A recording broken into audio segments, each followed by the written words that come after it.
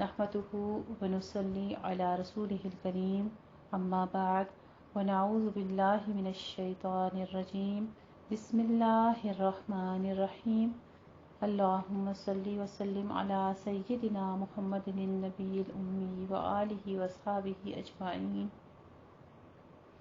أما بعد رب اشرح لي صدري ويسر لي أمري واحلل عقدة من لساني يفقهوا قولي رب زدني علما رب يسر ولا تعسر وتمم بالخير اللهم فقهنا في الدين إياك نعبد وإياك نستعين الحمدللہ رب العالمین۔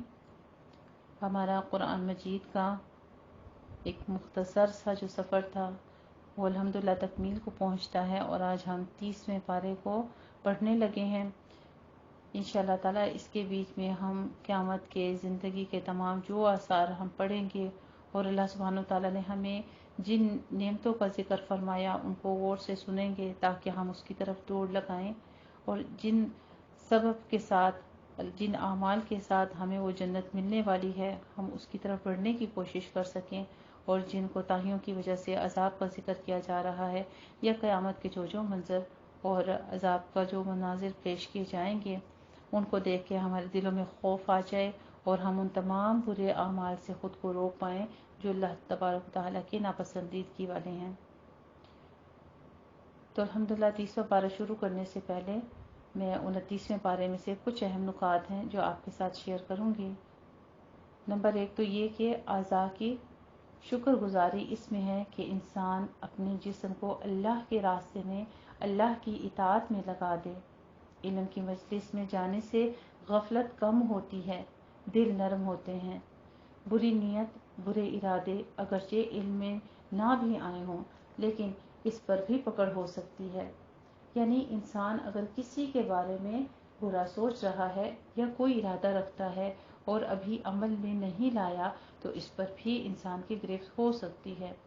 جو لوگ دنیا میں سجدہ نہیں کرتے آخرت میں سجدہ نہیں کر سکیں گے۔ جب انہیں آخرت میں سجدے کے لیے بلایا جائے گا تو ان کی کمر اکڑ جائے گی، وہ جھک نہ سکیں گے کیونکہ وہ دنیا میں جھکتے ہی نہیں تھے۔ مقروض کا قرض معاف کر دینے والا قیامت کے دن اللہ کے عرش کے سائے تلے ہوگا۔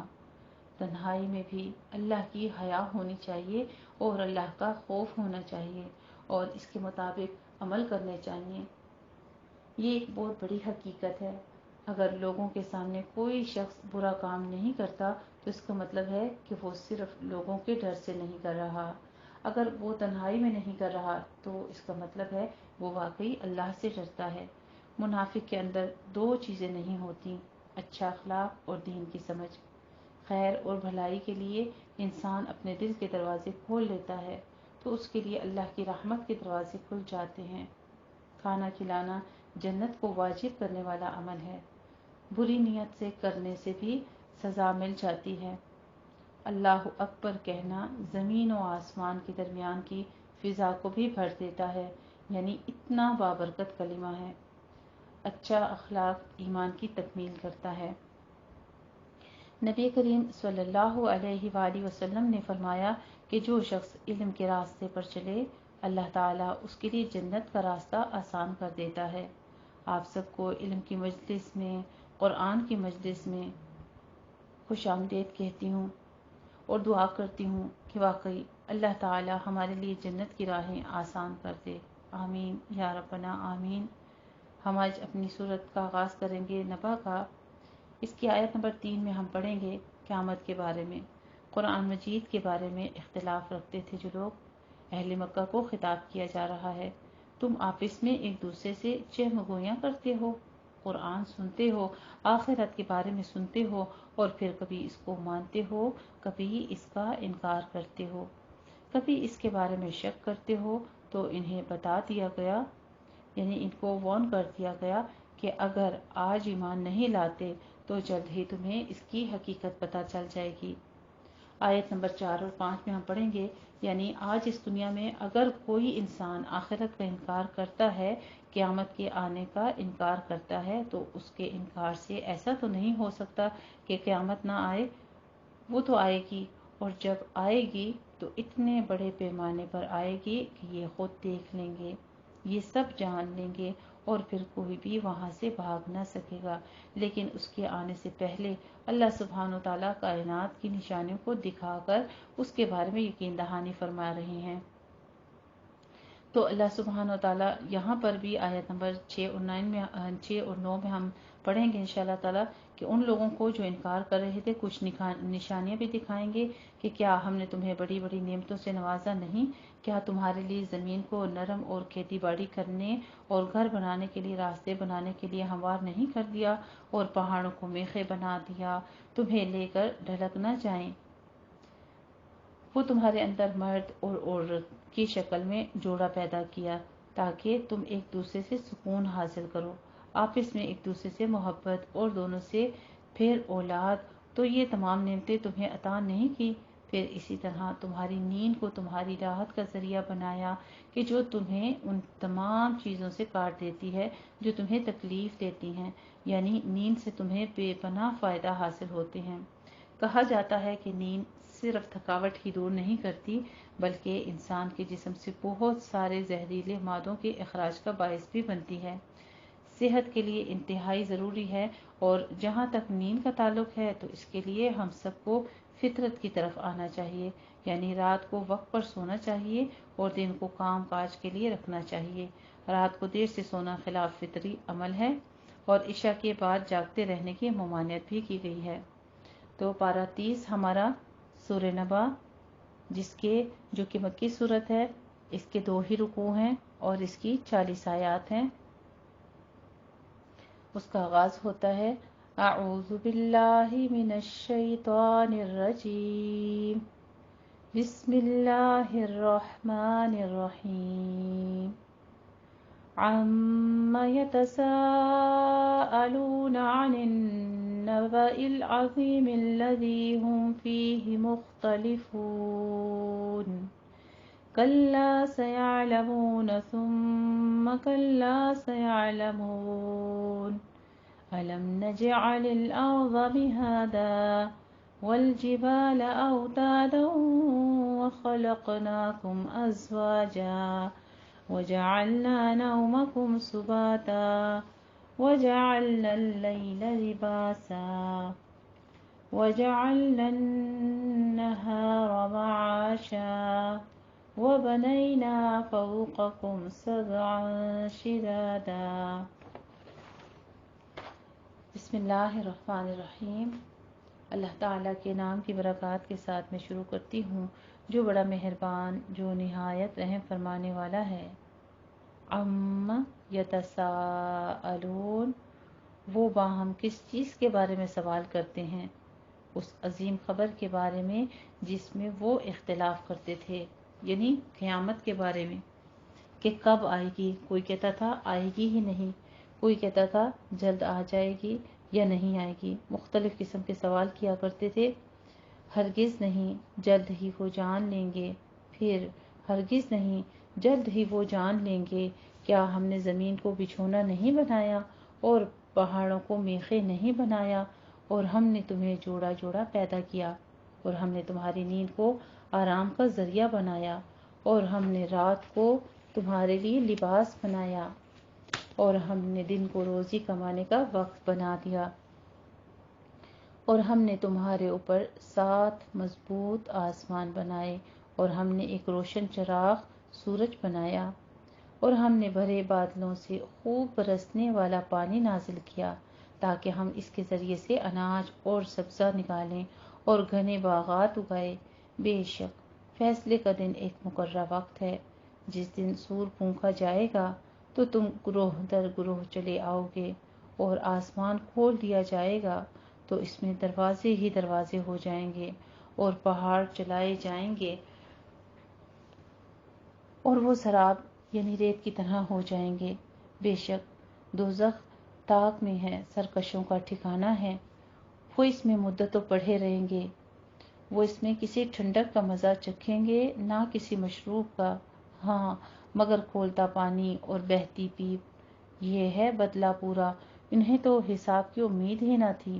انہوں نے ہماری آیات کو بے دریغ جھٹلایا اور ہم نے ہر چیز کو ایک کتاب میں گن رکھا ہے، یعنی لوح محفوظ میں، یا وہ ریکارڈ مراد ہے جو فرشتے لکھتے ہیں۔ فَذُوقُوا فَلَن نَّزِيدَكُمْ، پھر کہا جائے گا لہٰذا اب تم اپنے کیے کا مزہ چکھو، ہم تمہارا عذاب بڑھاتے ہی رہیں گے۔ بے شک متقی لوگوں کے لیے کامیابی ہے، باغات اور انگور ہیں، اور نوجوان ہم عمر عورتیں ہیں، اور چھلکتے ہوئے جام ہیں۔ وہ جنت میں نہ تو بیہودہ باتیں سنیں گے اور نہ جھوٹ، انہیں آپ کے رب کی طرف سے نیک اعمال کا یہ بدلہ ملے گا جو ان کے لیے کافی انعام ہوگا۔ رب السماوات والارض وما بینہما الرحمن، آسمانوں میں جو کچھ ہے اور جو کچھ زمین میں ہے ان کے درمیان تمام اشیاء کا رب رحمان ہے، نہایت مہربان۔ وہ اس سے بات کرنے کا اختیار نہیں رکھیں گے۔ جس دن جبرائیل امین سب فرشتے اس کے حضور صف بستہ ہو کر کھڑے ہوں گے، اس سے صرف وہی کلام کر سکے گا جسے رحمان اجازت دے گا، اور وہ درست بات کہے گا۔ یہ دن برحق ہے، چنانچہ جو چاہے کہ اپنے رب کے پاس ٹھکانہ بنا لے۔ بے شک ہم نے تمہیں جلد آنے والے عذاب سے ڈرا دیا۔ اس دن انسان وہ سب کچھ دیکھے گا جو اس کے دونوں ہاتھوں نے آگے بھیجا، اور کافر کہے گا یا لیتنی کنت ترابا، کاش میں مٹی ہو جاتا۔ اللہ سبحانہ و تعالی ہمیں بھی ان لوگوں میں شامل فرما لے جن کو اپنا دیدار نصیب فرمائے گا، اور جن کے داہنے ہاتھ میں نام اعمال دے گا جن سے وہ راضی ہوگا۔ آمین یا ربنا آمین۔ الحمدللہ سورہ نبا ہماری مکمل ہوتی ہے، اور اس کے ساتھ ہی سورہ نازیات کا آغاز ہوتا ہے جو کہ مکی صورت ہے، اور اس کے 2 ہی رکوع ہیں اور 46 آیات ہیں۔ بسم اللہ الرحمن الرحیم۔ والنازعات غرقا، ڈوب کر، یہ جان نکالنے والے فرشتوں کی صفت بیان کی گئی ہے کہ فرشتے کافروں کی جان نہایت سختی سے نکالتے ہیں اور جسم کے اندر ڈوب کر نکالتے ہیں۔ نشتن کا معنی جو ہے وہ ہے گرہ کھول دینا، یعنی مومن کی جان فرشتے بسہولت نکالتے ہیں جیسے کسی چیز کی گرہ کھول دیں۔ فرشتے روح نکالنے کے لیے انسان کے بدن میں اس طرح تیرتے پھرتے ہیں جیسے غواص سمندر سے موتی نکالنے کے لیے سمندر کی گہرائیوں میں تیرتا ہے۔ یہ مطلب یہ ہے کہ نہایت تیزی سے اللہ کا حکم لے کر آسمان سے اترتے ہیں، کیونکہ تیز رو گھوڑے کو بھی سابح کہتے ہیں۔ یہاں پہ مزید ذکر فرشتوں کے بارے میں کیا جا رہا ہے کہ یہ فرشتے اللہ کی وحی انبیاء تک دوڑ کر پہنچاتے ہیں تاکہ شیطان کو اس کی کوئی سنگن نہ ملے، یا مومنوں کی روحیں جنت کی طرف لے جانے میں نہایت سرعت سے کام لیتے ہیں۔ والنازعات غرقا، قسم ہے ڈوب کر روح نکالنے والے فرشتوں کی، اور آسانی سے روح نکالنے والوں کی، اور تیزی سے تیرنے والوں کی، پھر دوڑ کر آگے بڑھنے والوں کی، پھر کام کی تدبیر کرنے والوں کی۔ جس دن کانپنے والی یعنی زمین کانپے گی، یعنی بھونچال دی جائے گی، جب انسان کو اس طرح محسوس ہوگا جیسے زلزلہ ہے، شدید زلزلے کی سی کیفیت ہوگی۔ اس کے پیچھے آئے گی پیچھے آنے والی قیامت، یعنی جو دوسرا منظر جو ہے وہ پیش کیا جائے گا۔ اس دن کئی دل دھڑکتے ہوں گے، ان کی آنکھیں جھکی ہوں گی۔ وہ کافر کہتے ہیں کیا ہم یقیناً پہلی حالت میں لوٹائے جائیں گے؟ کیا جب ہم گلی سڑی ہڈیاں ہو جائیں گے؟ کہتے ہیں کہ اس وقت لوٹنا تو خسارے والا ہے، چنانچہ وہ قیامت تو صرف ایک ہولناک ڈانٹ ہوگی۔ تب لوگ ایک دم کھلے میدان میں جمع ہوں گے۔ کیا آپ کے پاس موسیٰ علیہ السلام کی بات آئی ہے جب اس کے رب نے مقدس وادی طویٰ میں اسے پکارا کہ فرعون کی طرف جاؤ، بے شک اس نے سرکشی کی ہے۔ فَقُلْ هَلْ لَكَ إِلَىٰ أَن تَزَكَّىٰ، کیا تجھے اس کی بات کوئی رغبت ہے تو پاک ہو جائے، اور میں تیرے رب کی طرف تیری رہنمائی کروں کہ تو ڈر جائے۔ چنانچہ اس موسیٰ علیہ السلام نے اسے بڑی شان دکھائی تو اس نے اسے جھٹلایا اور نافرمانی کی۔ پھر وہ پلٹا فساد کرنے کی کوشش کرتا ہوا، پھر سب کو جمع کر کے اعلان کیا تو کہا میں تمہارا سب سے بڑا رب ہوں۔ فَأَخَذَهُ اللَّهُ نَكَالَ الْآخِرَةِ وَالْأُولَىٰ، تب اللہ نے اسے پکڑ لیا آخرت اور دنیا کے عذاب میں۔ بے شک اس میں اس کے لیے عبرت ہے جو ڈرتا ہے، یعنی قرآن میں جو بھی احکامات بتائے گئے اس طرح سزا کے، وہ صرف متقین ہی اس کے دل جو ہیں وہ ڈر جاتے ہیں۔ اللہ سبحانہ وتعالیٰ یہاں پر کتنا عنایت کرنے والوں کی سزا بیان کرتے ہیں، اور ساتھ میں عبرت کے لیے بتاتے ہیں کہ تب اللہ نے اسے پکڑ لیا آخرت اور دنیا کے عذاب میں۔ بے شک اس میں اس کے لیے عبرت ہے جو ڈرتا ہے۔ کیا تمہاری دوبارہ پیدائش زیادہ مشکل ہے یا آسمان کی، جسے اسی نے بنایا؟ اس نے آسمان کی چھت بلند کی، پھر اسے ٹھیک ٹھاک بنا دیا، اور اس کی رات کو تاریک اور دن کو روشن کر دیا، اور اس کے بعد زمین کو بچھا دیا۔ اس میں سے ایک تو نشانی یہ بھی ہے کہ اس کا پانی جو اس سے چارہ نکالتا ہے، اور پہاڑوں کو مضبوط گاڑ دیا۔ یہ سب تمہارے اور تمہارے جانوروں کے فائدے کے لیے ہے۔ پھر جب بڑی آفت یعنی قیامت آ جائے گی، جسے کہا جاتا ہے طامۃ الکبریٰ، یوم یتذکر الانسان ما سعی، اس دن انسان یاد کرے گا جو اس نے کوشش کی ہوگی، اور دوزخ ہر دیکھنے والے شخص کے سامنے ظاہر کر دی جائے گی۔ لیکن پھر جس شخص نے سرکشی کی اور دنیا کی زندگی کو ترجیح دیا، تو بے شک دوزخ ہی اس کا ٹھکانہ ہے۔ لیکن جو شخص اپنے رب کے سامنے کھڑا ہونے سے ڈرا اور اپنے نفس کی خواہشوں کو روک لیا، فَإِنَّ الْجَنَّةَ هِيَ الْمَأْوَىٰ، تو بے شک جنت ہی اس کا ٹھکانہ ہے۔ اے نبی کریم صلی اللہ علیہ وآلہ وسلم، کافر آپ سے قیامت کے بارے میں سوال کرتے ہیں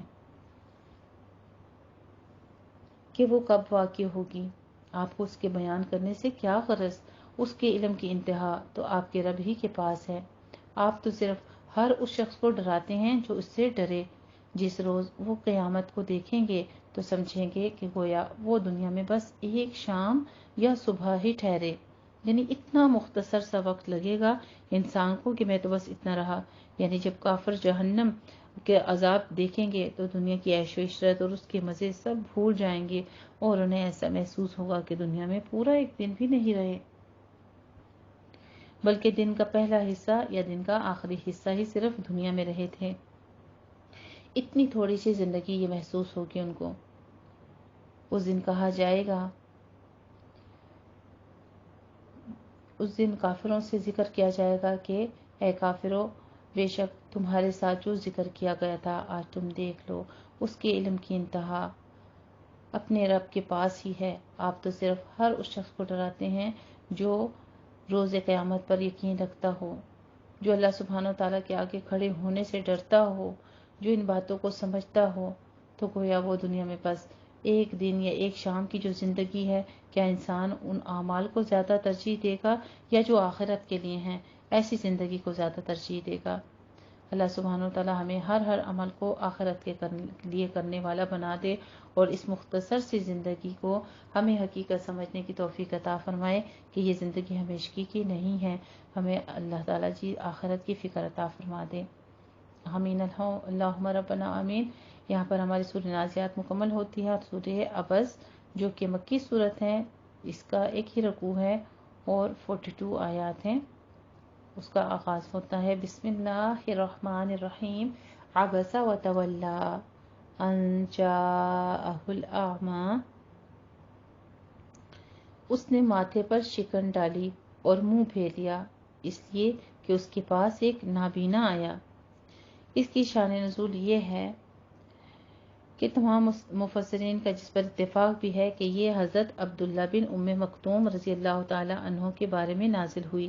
ایک مرتبہ نبی کریم صلی اللہ علیہ وآلہ وسلم کی خدمت میں اشراف قریشی بیٹھے گفتگو کر رہے تھے کہ اچانک ابن ام مکتوم رضی اللہ تعالی عنہ جو نابینا تھے تشریف لے آئے، اور آ کر نبی کریم صلی اللہ علیہ وآلہ وسلم سے دین کی باتیں پوچھنے لگے۔ نبی کریم صلی اللہ علیہ وآلہ وسلم نے اس پر کچھ ناگواری محسوس کی اور کچھ بے توجہی سے برتی، چنانچہ تنبیہ کے طور پر اس آیات کا نزول ہوا۔ اسے جامع ترمذی نے روایت کیا ہے۔ ابن ام مکتوم رضی اللہ تعالیٰ عنہ کی آمد سے نبی کریم صلی اللہ علیہ وآلہ وسلم کے چہرے پر جو ناگواری کے اثرات ظاہر ہوئے اسے عبث اور بے توجہی کو تعبیر فرمایا گیا ہے۔ یہ کہ اس کے پاس ایک نابینا آیا اور اے نبی کریم صلی اللہ علیہ وآلہ وسلم آپ کو کیا خبر، شاید کہ وہ پاکیزگی حاصل کرتا یا نصیحت سنتا تو اسے نصیحت نفع دیتی، لیکن جو شخص پرواہ نہیں کرتا تو آپ اس کی فکر میں ہیں، حالانکہ اگر وہ نہیں سنورتا تو آپ پر کوئی گناہ نہیں، اور جو شخص آپ کے پاس دوڑتا ہوا آیا ہے، کوشش کرتا ہوا آیا ہے اور وہ ڈرتا بھی ہے، یعنی اس کے اندر خشیت الہی بھی ہے، تو آپ اس سے بے رخی برتتے ہیں؟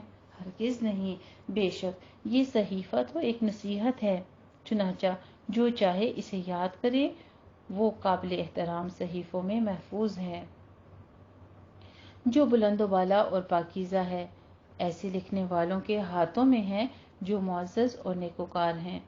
ہلاک کیا جائے انسان کس قدر ناشکرا ہے۔ اللہ نے اسے کس چیز سے پیدا کیا ہے؟ ایک حقیر نطفے سے اسے پیدا کیا، پھر اس نے اندازہ لگایا، پھر اس کے لیے راہ آسان کر دی، پھر اسے موت دی اور قبر میں پہنچایا۔ اللہ سبحانہ وتعالیٰ انسان کے اوپر کیے جانے والے تمام احسانات کے کس کس مرحلے سے اسے گزارتا ہے۔ اللہ تعالیٰ جی معاف فرما دے کہ انسان پھر بھی اپنی حقیقت کو بھول جاتا ہے اور اپنی موت کو بھول جاتا ہے اور اس دنیا میں ہی غرق رہتا ہے، پھر جب وہ چاہے گا اسے دوبارہ زندہ کرے گا۔ ہرگز نہیں، اس نے اب تک اللہ کے حکم کی بجا آوری نہیں کی، چنانچہ انسان کو چاہیے کہ اپنے کھانے کی طرف دیکھے۔ پہلے انسان کی پیدائش، گھڑت، اس کے بعد اللہ سبحانہ وتعالیٰ نے انسان کو اس کے کھانے پینے کی طرف توجہ دلائی کہ اس کی طرف دیکھو۔ بے شک ہم نے خوب میਂہ برسایا، پھر ہم نے زمین کو اچھی طرح پھاڑا، پھر ہم نے اس میں سے اناج اگایا اور انگور اور سبزیاں بھی، اور زیتون اور کھجوریں اور گھنے باغات اور میوے اور چارہ، اور جو تمہارے اور تمہارے جانوروں کے لیے سامان زندگی ہے۔ پھر جب کان بہرے کر دینے والی سخت آواز یعنی قیامت آئے گی، اس دن آدمی اپنے بھائی سے بھاگے گا اور اپنی ماں اور اپنے باپ سے بھاگے گا اور اپنی بیوی اور اپنے بیٹوں سے بھاگے گا۔ ان میں سے ہر شخص کا اس دن ایسا حال ہوگا جو اسے دوسرے سے بے پرواہ کر دے۔ اس دن کئی چہرے چمکتے ہوں گے، ہنستے مسکراتے حشاش بشاش ہوں گے۔ اللہ سبحانہ وتعالیٰ سے دعا کرتے ہیں کہ یا اللہ ہمیں بھی ان چہروں میں شامل فرما لے کہ ہم بھی تیرے حضور ہنستے کھلکھلاتے چہروں کے ساتھ، پر نور اعمال کے ساتھ حاضر ہوں۔ وَوُجُوهٌ يَوْمَئِذٍ عَلَيْهَا غَبَرَةٌ، اور کئی چہروں پر اس دن ایک خاک اڑ رہی ہوگی، ان پر سیاہی چھائی ہوگی، یہی لوگ کافر و فاجر ہیں۔ الحمدللہ یہاں پر ہماری سورۃ تکمیل ہوتی ہے بس، اور سورۃ التکویر کا آغاز ہو جاتا ہے۔ بسم اللہ الرحمن الرحیم۔ سورۃ تکویر مکی صورت ہے، اس کا ایک ہی رکوع ہے اور 29 آیات ہیں۔ اذا الشمس كورت واذا النجوم انكدرت واذا الجبال سيرت واذا العشار عطلت، جب سورج لپیٹ دیا جائے گا اور جب تارے بے نور ہو جائیں گے اور جب پہاڑ چلائے جائیں گے اور جب 10 ماہ کی حاملہ اونٹنیاں بیکار چھوڑ دی جائیں گی۔ یہاں پر ذکر کیا جا رہا ہے قیامت کے منظر کا، اور عربوں میں چونکہ اونٹنیاں جو ہیں وہ بہت اہمیت کے حامل ہوتی ہیں، اور یہاں پر ذکر کیا جا رہا ہے حمل والی اونٹنیاں، یعنی گھابن والی اونٹنیاں، جو کہ جب ان کا حمل 10 مہینوں کا ہو جاتا تو عربوں میں یہ بہت نفیس اور قیمتی سمجھی جاتی ہیں۔ جب قیامت برپا ہوگی تو ایسا ہولناک منظر ہوگا کہ اگر کسی کے پاس اس قسم کی قیمتی اونٹنیاں بھی ہوں گی تو وہ ان کی بالکل بھی پرواہ نہیں کریں گے، یعنی اس وقت ایک نفسا نفسی کا دور ہوگا۔ اور جب وحشی جانور اکٹھے کیے جائیں گے اور جب سمندر بھڑکا دیے جائیں گے اور جب روحیں جسموں سے ملا دی جائیں گی اور جب زندہ گاڑی ہوئی لڑکی سے پوچھا جائے گا کس گناہ کی وجہ سے وہ قتل کی گئی، اور جب اعمال نامے کھول دیے جائیں گے، اور جب آسمان کی کھال اتار دی جائے گی، اور جب دوزخ بھڑکائی جائے گی، اور جب جنت قریب لائی جائے گی، اس وقت ہر شخص جان لے گا جو کچھ وہ لے کر آیا، چنانچہ میں قسم کھاتا ہوں پیچھے ہٹنے والے کی، چلنے والے چھپ جانے والے تاروں کی، الجوار الکنس چلنے والے اور چھپ جانے والے تاروں کی، واللیل اذا عسعس اور رات کی جب وہ چلی جاتی ہے، والصبح اذا تنفس اور صبح کی اور جب وہ روشن ہوتی ہے۔ بے شک یہ قرآن رسول کریم جبرائیل علیہ السلام کا قول ہے جو بڑی قوت والا ہے، عرش والے کے نزدیک، وہاں پر بہت بلند مرتبہ ہے، وہاں آسمانوں میں اس کی اطاعت کی جاتی ہے، امین ہے۔ اور اہل مکہ تمہارا ساتھی محمد جو ہے صلی اللہ علیہ وآلہ وسلم دیوانہ نہیں ہے، نبی، یہ تو ایک نبی ہے، اور اس کو جبرائیل علیہ السلام روشن افق پر دیکھ چکے ہیں وہ اس کو، اور وہ عیب کی باتوں پر بخیل نہیں ہے، اور یہ قرآن کسی مردود شیطان کا قول نہیں ہے۔ پھر تم کدھر چلے جا رہے ہو؟ یہ تو سب جہانوں کے لیے نصیحت ہے، تم میں سے اس کے لیے جو بھی سیدھی راہ پر چلنا چاہے۔ وَمَا تَشَاءُونَ إِلَّا أَن يَشَاءَ اللَّهُ رَبُّ الْعَالَمِينَ، اور اللہ رب العالمین کے چاہے بغیر تم کچھ بھی نہیں چاہ سکتے۔ بے شک اس میں تو کوئی شک ہی نہیں ہے کہ جو کام اللہ سبحانہ و تعالیٰ چاہتے ہیں انسان سے وہی سرزد ہوتا ہے، یعنی تمہاری چاہت اللہ کی توفیق پر منحصر ہے۔ جب تک تمہاری چاہت کے ساتھ اللہ کی مشیت اور اس کی توفیق بھی شامل نہیں ہوگی، اس وقت تک تم سیدھا راستہ بھی اختیار نہیں کر سکتے۔ یہ وہی مضمون ہے جو کہ پیچھے سورہ قصص میں بھی گزر چکا ہے، اور اسی طرح سے آیات میں بھی جہاں پہ ہدایت کا ذکر ہوتا ہے کہ ہدایت صرف اللہ کے اختیار میں ہے، پیغمبر بھی جس کو چاہے ہدایت نہیں دے سکتا۔ الحمدللہ یہاں پہ ہماری سورت جو ہے وہ تکمیل ہوتی ہے، اور سورہ انفطار کا آغاز ہوتا ہے جو کہ مکی سورت ہے، اور اس کا ایک ہی رکوع ہے اور 19 آیات ہیں۔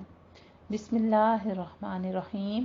اذا السماء انفطرت واذا الكواكب انتثرت، جب آسمان پھٹ جائے گا اور جب تارے چڑھ جائیں گے، اور جب سمندر پھاڑ دیے جائیں گے، اور جب قبریں اکھیڑ دی جائیں گی، تو ہر شخص کو اس کا اگلا پچھلا کیا دھرا سب معلوم ہو جائے گا۔ اے انسان، تجھے کس چیز نے اپنے رب کریم کے بارے میں دھوکے میں ڈال رکھا ہے، جس نے تجھے پیدا کیا، پھر تجھے درست کیا اور تجھے معتدل بنایا، اس نے جس صورت میں چاہا تجھے جوڑ دیا۔ ہرگز نہیں، بلکہ تم لوگ جزا و سزا کو جھٹلاتے ہو، حالانکہ تم پر نگران یعنی فرشتے مقرر ہیں، معزز لکھنے والے کرامن کاتبین، یعلمون ما تفعلون، وہ جانتے ہیں جو کچھ تم کرتے ہو۔